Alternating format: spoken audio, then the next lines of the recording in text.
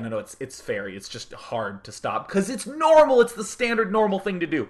So anytime I see something like this, I try to say to myself, okay, this is normal. How do I overcome this normalness by playing stronger?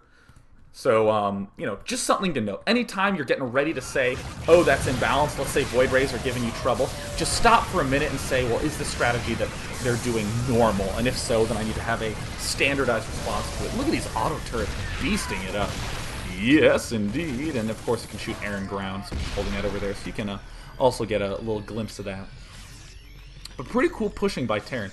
I like that Terran's just sort of chilling here, hanging out by the auto turrets. Wouldn't mind if he backed up to, say, here, just to do a little bit of regrouping, perhaps through a tank up there.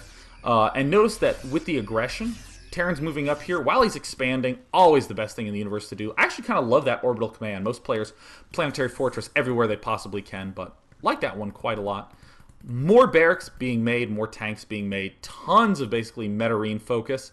And no upgrades. That's the one thing that I think is most bothersome to me about Teletha's play right here. No upgrades. Where is this mysterious engineering bay? There he is. He's just getting started. Now, most Zergs, especially if you're playing someone in the Idra or Artosis vein, they'll already be 1-1 with 2-2 right around the corner. I know that those fine gentlemen have been changing their play a little bit. Now that roaches, of course, are awful, and you can't only make roaches, which definitely screws my Zerg play up. But, either way, I think it's pretty important to note that how important those upgrades are. With some fancy little counterattacking, that's another one of the reasons why you need to have 2 sets of creep tumors so you can expand all the way over here.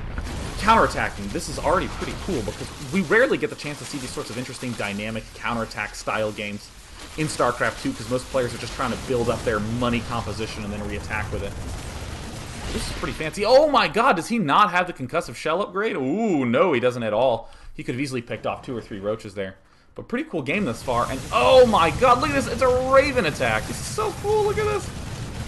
Now this is something that is really advantageous about Ravens. This reminds me of, oh cool, you know, I almost never play the game on the medium graphic settings. Look at that, that's bullets. You know what, let's just slow it down so it's like the Matrix. Look at that, I was watching that movie the other day. Just bullets falling in that movie, so rewarding. So anyways, just zapping things away. And then just look at this as an illustration of how awesome auto turrets are. Are you seeing this? How much of a beating they can take? And also note that you can upgrade their building plating at the engineering bay. So that's pretty awesome. Ooh, not the best choice by Stu coming up from behind, getting tanked. Now, tanks are just a little bit too strong. No, let me rephrase that. Tanks are way stronger than they used to be against roaches, especially if roaches are just sort of running by, just high-fiving. It's like in the marathon when you get water or high-fives from people as you're approaching the finish line. Except, unfortunately, these guys don't have water. They have large guns pointed at your forehead, so they, of course, need to back off a little bit. This is a nice little tactic. Anytime you're going to be attacking it, just immediately start vomiting creep around, because any sort of emergency bunker that needs to be made can't be made adjacent to the command center. It has to be made in a little bit more vulnerable location. And I bet you money that we have some banelings en route. That would just make my whole day amazing. So just going over here to the unit counting station, we just can see that Terran has a very nice army coming up. We have Ravens, we have a lot of Marines, and then just some small tank and medevac support. This is nice because it reminds me of the good old days of Brood War, where it was Marine medic, tank, science vessel. Very, very cool sort of stuff to see. And of course, Zerg just making a bunch of banelings because he just wants to make me happy. But I'm loving this unit movement by Teletha. The fact that he's dashing back and forth between this location and all the way back up here. And notice how I ping down to this supply depot. Any creative way to do some spotting or to see if an attack is happening, that's just such an unbelievably awesome way to help, improve your win rate. Because I was actually having a discussion with one of my friends, Sam, who was over here, saying, whether he should be getting Burrow all the time against Protoss. And I basically was arguing, no, you really shouldn't. It's very situational. For instance, if you've got, tunneling claws for roaches, obviously you're going to want Burrow for that sort of thing. But when I was watching his game, a bunch of Zealots got into his base and headed to his mineral line. And he paused it, and he looked at me, and he said, now, wouldn't it be great if I had Burrow here? Here's a situation where Burrow would be very useful. And it's so important not to fall into that line of thinking, because what I had to say was, yeah, you're looking at this situation and you're saying, hey, burrowing would be useful right now in this situation. The correct line of thinking is, how do I never get into this situation in the first place? he let zealots into his mineral line. Why not just have a huge army and have overlords spotting both sides of his base on Desert Oasis, so that way if any zealots are moving around, he sees them and then can appropriately move down there. So, for instance, a player might say something like, oh my god, this expansion is getting attacked. Let me, or it was attacked. Let me put like a whole bunch of bunkers here, some tanks, or if it's Protoss, they'll make a bunch of cannons. They'll keep like 2 Templar here or something like that. And a lot of times, if the distances are close enough, the easiest thing is just to put a spotter here. And then when you see the spotter, move with your army in a manner that can crush it. On Metalopolis, I think it's a little bit more justified to put these things here because it really is a little bit too tough to prevent all these counterattack swing arounds. But uh-oh, here comes the Roachling, Baneling, Zergling, Hydraling army, like everything possible. See, look at the Banelings are on move, and oh my god, look at that juicy surround. These poor little Marines hiding behind the geysers for dear life. And here, the auto turrets helping so much. Look how many shots they absorb. And with this mini Raven, you can plant both auto turrets and the point defense drones, which of course shut down those Hydralists so well. And now dashing forward, look at Zerg in the down food. I miss strengths of roaches. But Sue hanging in there pretty strong. Would love, nah, I guess he doesn't need those extra geysers there. Making use of these 5 hatcheries. It's always good to get way more than you can support, because then it's always easy to send your money down to 0. So backing up with Hydralisk, I'm really starting to think that Hydraling Baneling is the best way to combat these sorts of gigantic forces of Metarine. And of course he's getting some roaches, just some extra meat shields, getting some good scans off. And oh god, look at the Ravens, the fact that he can cut in front with the Ravens and toss down some auto turrets. And here come the Banelings going in for the kill.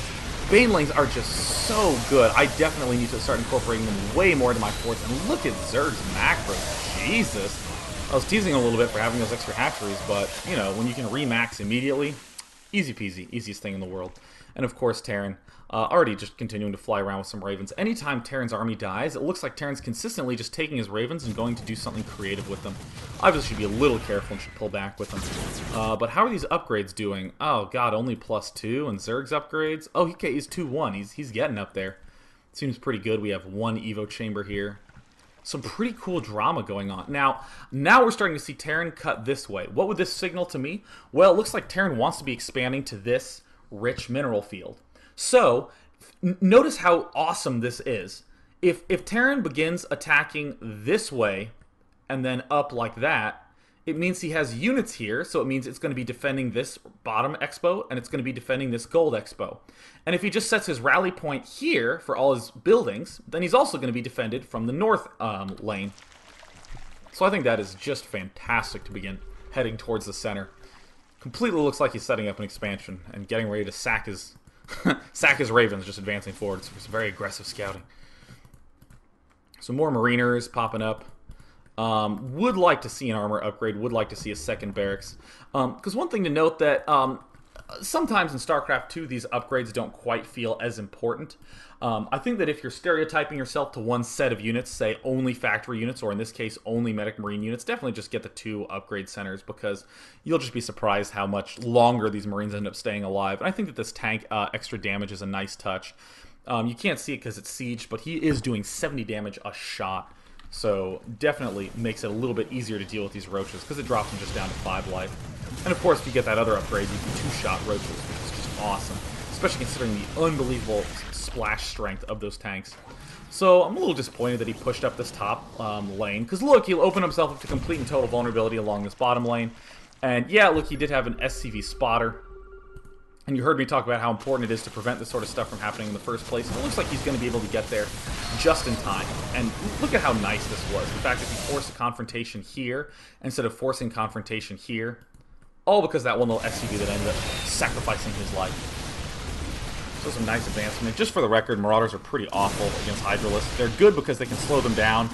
Let me rephrase that. They're good because you can slow them down if you get the friggin' concussive shell upgrade that's right here. Look, I'll even try to get the Terran to research it, but if you research that, then you'll definitely have an easier time tracking down these Hydralists. Here come a whole bunch of Zerglings. Oh, yes, now this is the composition that I like. Stuff that just blows up the whole army in one shot. Look at them trying to force their way back into the Marines. Oh, yeah. Oh, Oh my goodness. Oh Jesus, that was so awesome. The Banelings basically just wanted to headbutt everyone before they marched down to this expansion. Now, Banelings do, for anyone who didn't know this, Banelings, yeah, they do the 20 plus 15 to light, but there is this attack structure where it does 80 damage to the structure. So you really don't need that many Banelings to take down an orbital command. So that is something to note. You only need about 20. So they're happily rolling SCVs! Oh, there go a few. And here go down, not the rest. Either way, whatever the Banelings end up killing, I guarantee that it was cool looking. So the Queen is, of course, very busy. She has 3 hatcheries to manage, and yet still manages to find some way to gather her energy up to 125. I believe that's something that should be worked on. This Queen is maxed up at her energy. I don't like this. I think this is a bad place to be expanding to. I think that Zerg should be expanding to here. It's much easier to